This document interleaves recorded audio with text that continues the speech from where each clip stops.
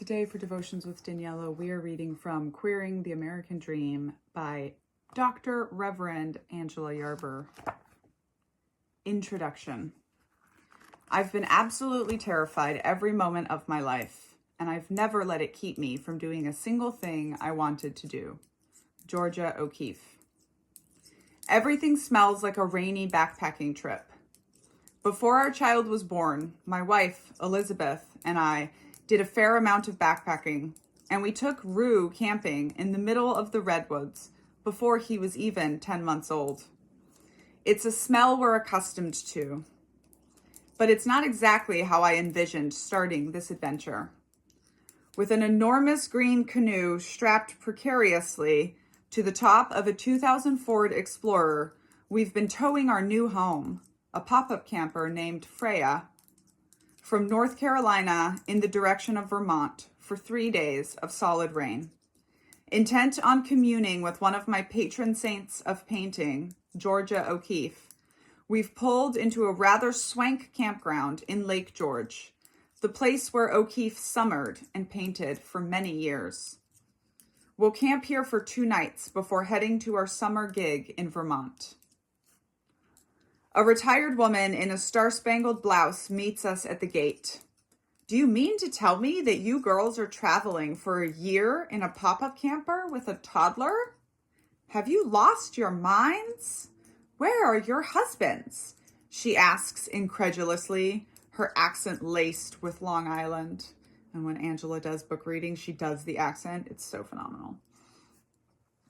With absurd smiles stretched across our road-weary faces and rain soaking our hair, we respond with the enthusiasm of new travelers. That's the plan. After rattling off the list of things you can't do in the fancy campground, she arches her eyebrows skeptically at our rig as we back into our site. It takes 3 tries.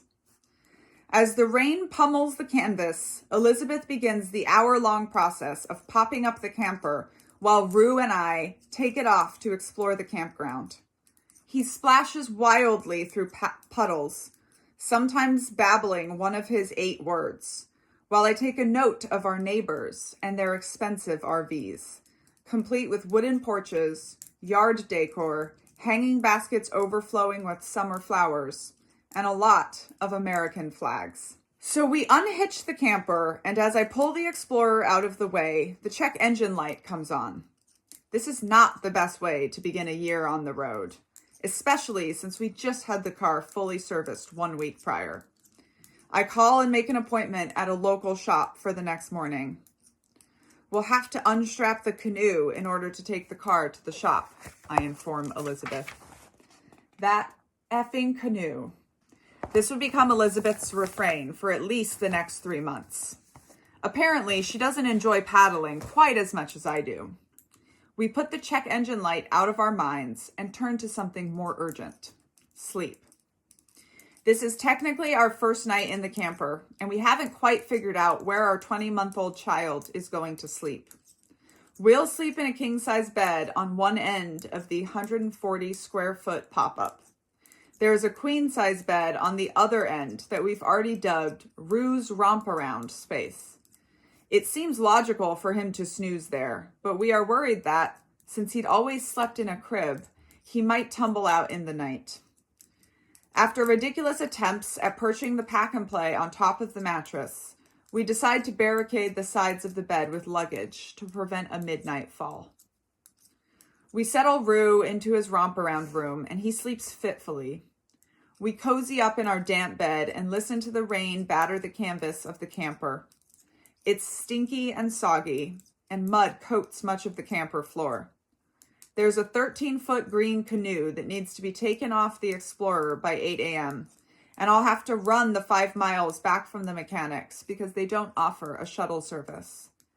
And yet, those ridiculous grins remain plastered across our faces as we doze off in our dank little camper, dreaming of adventure that awaits us. If someone had described this scene at Lake George, pouring rain, wet pop-up camper, fussy toddler, broken car, heavy canoe, an abundance of American flags, I don't think I would have traded our comfortable bed in the historic Craftsman nestled within perfect walking distance of downtown that we called home for 3 years. But I did, and I would again. No questions about it. It didn't begin with Lake George. Actually, it's difficult to determine what exactly prompted the seemingly wild decision to quit our jobs, sell our home, and travel for 18 months with our toddler in a camper. Throughout our nearly decade-long relationship, Elizabeth and I had always talked about living differently, whatever the hell that means. These initial conversations took place in Berkeley while we were working on our PhDs. With the world at our fingertips, time on our hands, privilege seeping through our highly educated pores, and little in our bank accounts, I dreamed of a life untethered. But academia and a call to ministry tied me down. Bidding our beloved Bay goodbye, we moved to North Carolina for work with our newly minted doctorates. I was a pastor, Elizabeth a professor. That lasted fewer than 3 years. It wasn't the plan, and I'm big on plans. I write them down, color-coded, with carefully articulated goals, affixed neatly to each stage of the plan, a strict timeline enforced for achievement. I'm a rare author who has never asked for an extension on a deadline. Because that's not part of the plan. We made North Carolina home, bought a house, started an adoption process. I thought I'd served that church for 10 years, but it became toxic. Church often has that effect on women and queers. And I'm both of those things. The file folder of hate mail grew thicker, and the sexist and heterosexist microaggressions raged within my own congregation. It was ultimately the microaggressions that did me in. Spiritually spent, I went on a retreat for artists and activists, and I began to heal. In healing, I discerned the time had come for me to follow Lilith's footsteps, climbing the garden's walls to find liberation and work outside the confines of church and academy.